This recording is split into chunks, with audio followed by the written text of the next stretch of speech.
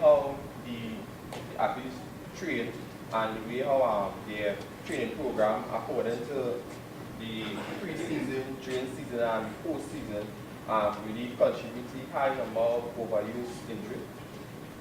Yeah, absolutely. So two things. One is inadequate rehabilitation. So if you have inadequate rehabilitation for previous injury, as a signal, definitely should be play faster. And certainly what you're doing in all season, that pre-competition time, what you're doing for pelvic stability, what you're doing in movement patterns with not just sagittal planes or coronal planes, but multi-axial planes, as was rightly put up.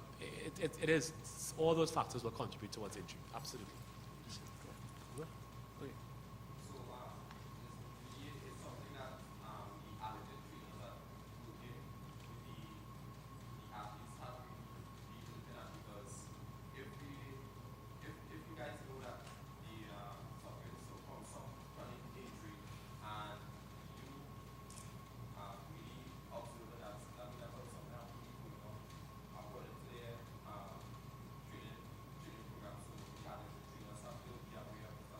Strength and conditioning, yes. It has to be a shared. That's why it's a team.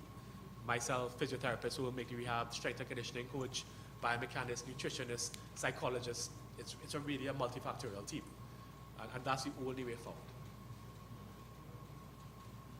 I think Terrence wanted to make a comment. Maybe I could just expound a little bit, not so much on what was said here, but with overuse injuries, the level of pain is different from an acute injury.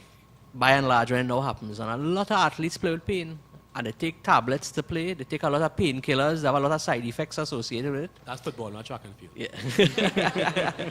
In many team sports. I mean, when I look at the declaration forms for like the World Cup, about 18 out of 23 players won painkillers. I mean, and they don't come to the medical staff to get it. They get it over the counter. So, I mean, a lot of these overuse injuries we see in team sports especially. I have no much experience with individual sports. They're able to take tablets to play. And it's only when the overuse injury becomes so bad, then they come to seek help.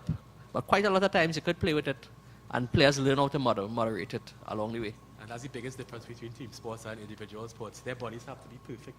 So they won't run if they have to take a painkiller. So we don't want to actually have that much painkillers in our kids. Quite different.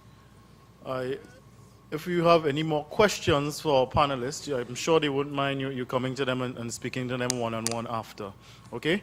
Once again, ladies and gentlemen, Dr. Carla Rausio, Dr. Anil Gopi Singh, Mr. Piri Nasir, and Dr. Terence Barber. Let's thank them very much for their time. Yeah? I knew after our lunch break, we started like 20 minutes later. So I know it's exactly 22 minutes later now, so we just went over by 2 minutes. So I don't know if we may have a break now, I'm really not sure. But,